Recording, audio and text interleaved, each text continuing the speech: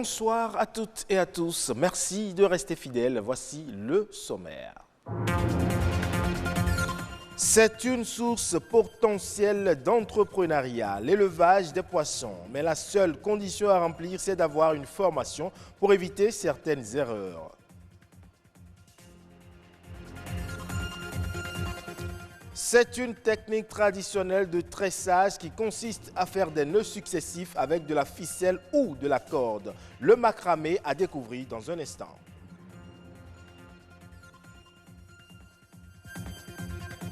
Et enfin, découverte de ce modèle d'une entreprise réussie. Une femme entrepreneur qui produit du champignon frais, une culture spécialisée qui réclame un savoir-faire spécifique.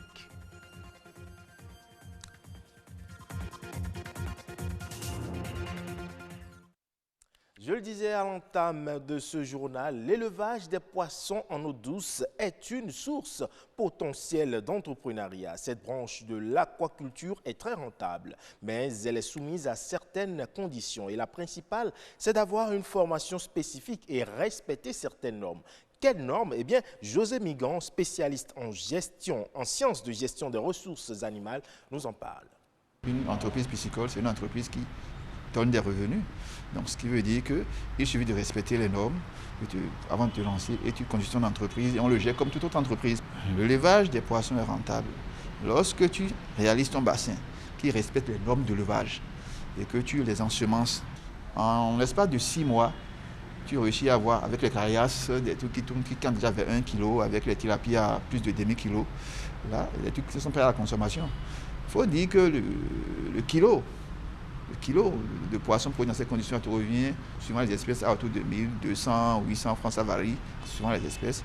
Et tu les revends, à partir de 1800, 2000, 2500. C'est sûrement rentable. Pour avoir une entreprise de pisciculture, il faut d'abord avoir un site. Un site qui répond aux normes piscicoles, c'est-à-dire où il y a la disponibilité permanente de l'eau.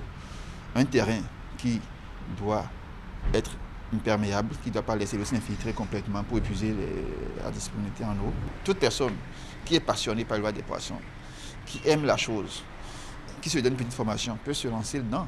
Lorsque tu ne connais pas, tu n'as jamais fait, que tu te lances, tu risques de perdre, de te mélanger les pédales. Donc tout le monde, non. Toute personne passionnée, qui aime la chose, qui veut réussir dans ce sens-là, qui se donne une petite formation, peut le faire. Connaissez-vous le macramé? Eh bien, c'est une technique traditionnelle de tressage qui consiste à faire des nœuds successifs avec de la ficelle ou de la corde. Il est d'ailleurs à l'origine de nombreux objets décoratifs. Cette activité est d'ailleurs pratiquée par de nombreuses femmes. Arthur Wendo nous emmène dans l'univers de ce métier. Vous voulez commander encore? D'accord, d'accord. Combien de sacs? 100 sacs? Dame Atta est une tisserande. Elle est dans le métier depuis plus d'une vingtaine d'années. Comme elle, nombreuses sont ces femmes qui exercent le métier de tissage artisanal. Communément appelé macramé, ce métier consiste à nouer des fibres de toutes sortes et ce, uniquement à l'aide de leurs 10 doigts. Quand tu achètes le fil, on vient, on découpe les fils. On commence à faire les petits nœuds, on fait les bras. D'abord, on fait les petits nœuds. On commence par faire l'agencement jusqu'à l'obtention de notre sac. On fait les nœuds. Quand on finit, on commence par les engencer sur le bras. Ces femmes ne confectionnent pas que des sacs. Elles fabriquent aussi beaucoup d'autres objets. On peut fabriquer des sacs, des lits picots, les fauteuils, les pots de fleurs. On fait le sac à main des femmes. On peut faire une pochette, on peut faire le sac à dos des écoliers, on fait des chaises, on peut faire le divan, tout ça là avec le fil. Dans l'exercice de ce métier, elles sont souvent confrontées à des difficultés qui émoussent l'ardeur de certaines d'entre elles. Ça fait très mal aux doigts. Ça fait trop mal à la main. Des fois, il y a des moments qu'il faut ça jusqu'à... Les mains sont... blessés. Le métier de tissage artisanal ou macramé aide la majorité de toutes celles qui s'y adonnent à subvenir à leurs besoins. Ce métier nourrit l'homme. Grâce à ça, nous arrivons parfois à payer le loyer. Nous arrivons à subvenir à nos besoins. Je sais ce que j'ai trouvé dedans. Ça nourrit mes enfants, ma famille, mon foyer. Ça m'aide à aider mon mari. Cette technique de tissage qui existe depuis des lustres est aujourd'hui associée au loisir. Pourtant, elle est à l'origine de nombreux objets décoratifs qui servent à ressortir la beauté des œuvres d'art. D'une découverte à une autre, allons découvrir à présent Georgina Adiaron. Elle a mis en place son entreprise de production de champignons. Pour elle, la réussite était une évidence. Aujourd'hui, elle produit par an plus de 3000 kg de champignons frais. Une femme d'exception que Mathieu Soukenou et Estelle Pazou ont rencontrée. Un arrosage fait à distance, c'est déjà bon. Ce matin encore, Georgina asperge ses champignons. Exercice qu'elle fait tous les jours dans sa championnière pour s'assurer qu'ils poussent bien. Finie cette étape, elle procède à la récolte des champignons déjà à maturation. Comme vous voyez, nos champignons sont matures. Ils sont maintenant prêts pour être récoltés. Donc pour les récolter, nous tordons juste la base comme ça. Voilà, et ils se détachent de leur substrat. Georgina est nantie d'un master en normes et qualité des produits agroalimentaires, une formation qui la conforte dans son choix d'entreprise. J'ai la formation qu'il faut, j'ai l'expérience qu'il faut en matière de production de champignons. Pourquoi, au lieu de produire le champignon toute seule, je ne peux pas faire former des personnes qui vont produire le champignon avec moi et qui vont me permettre de pouvoir avoir une quantité raisonnable pour assurer la disponibilité de nos champignons dans les rayons des supermarchés. Donc c'est là que l'idée m'est venue de pouvoir monnayer cette connaissance-là. Et depuis, elle travaille avec un groupe de producteurs formés par ses soins. En l'espace d'un mois, elle produit 270 kg de champignons frais, soit 3240 kg par an. Une réussite dont elle n'avait jamais douté. Au début, moi, j'étais déjà sûre qu'on peut créer son entreprise à partir de 0 francs. Quand vous avez une idée qui est potable, une idée qui est rentable, une idée qui donne de l'argent, vous n'avez pas besoin forcément d'avoir un gros investissement avant de commencer. Donc pour moi, c'était mon idée et effectivement, j'ai vu que j'ai pu commencer mon entreprise, démarrer mon entreprise assez tôt grâce à cette idée-là que j'avais en tête. Une idée qui a germé et prospéré, non, sans difficulté.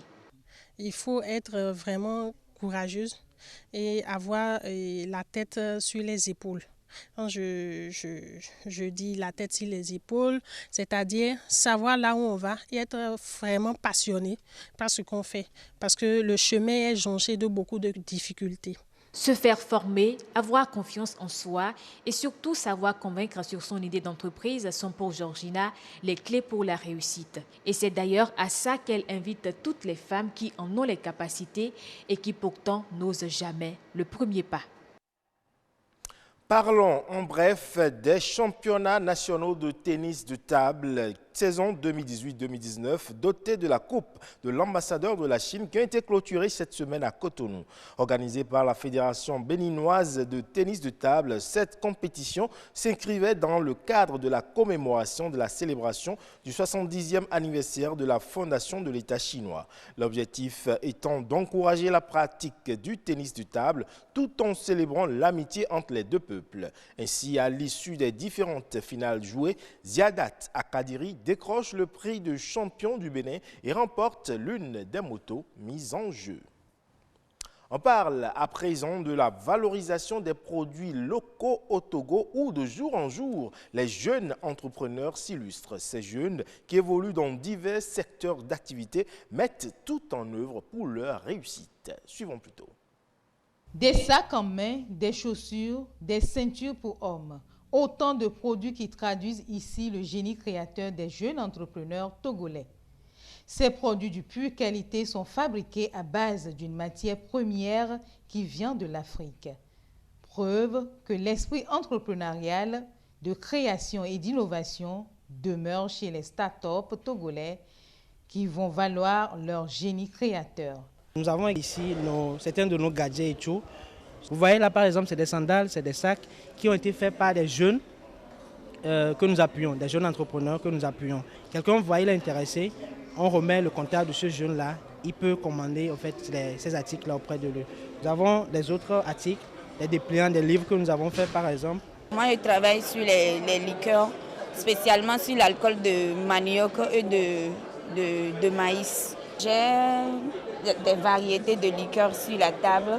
Ici, j'ai la liqueur de souchet mélangée de curcuma, petit cola, clou de girofle et de souchet, communément appelé effio. C'est un antioxydant, un antibiotique, c'est un aphrodisiaque, un stimulant. J'ai aussi la boosteuse, ça c'est pour les femmes. C'est fait à base des racines. Les racines traitées, qui traitent les femmes, qui embellissent, qui rajeunissent. Beaucoup d'efforts ont été consentis au niveau gouvernemental pour accompagner et valoriser ces initiatives des jeunes. Mais les défis restent encore à relever, surtout valoriser ces produits à l'international. Les jeunes entrepreneurs, par exemple, ils manquent du financement. Et des fois, nous qui sommes à l'extérieur, on peut avoir ce financement, mais on ne maîtrise pas le terrain. On vient des fois, on se jette dans le truc, on fait des erreurs, on repart frustré. Pourquoi ne pas s'associer, investir avec, par exemple, un agrobusiness? Si je m'intéresse à l'agrobusiness, par exemple, je peux voir un petit ou bien quelqu'un qui est sur le terrain, qui maîtrise l'agrobusiness, moi aussi j'ai des connaissances que je peux lui apporter et de l'investissement. Et ensemble, on construit quelque chose. L'entrepreneuriat, c'est très important. Quand même qu'on a des difficultés, il faut toujours pousser, il faut toujours évoluer. L'entrepreneuriat et l'innovation constituent en tout cas des solutions pour éliminer la pauvreté et créer de l'emploi chez les jeunes. Pour une Afrique émergente, forte et développée, l'entrepreneuriat reste pour bon nombre d'observateurs la voie favorable. Ainsi donc, les pouvoirs publics doivent accompagner davantage ces jeunes pour permettre au Togo, sinon à l'Afrique, d'atteindre son émergence. C'est la fin de cette édition. Bonne fin de semaine à toutes et à tous.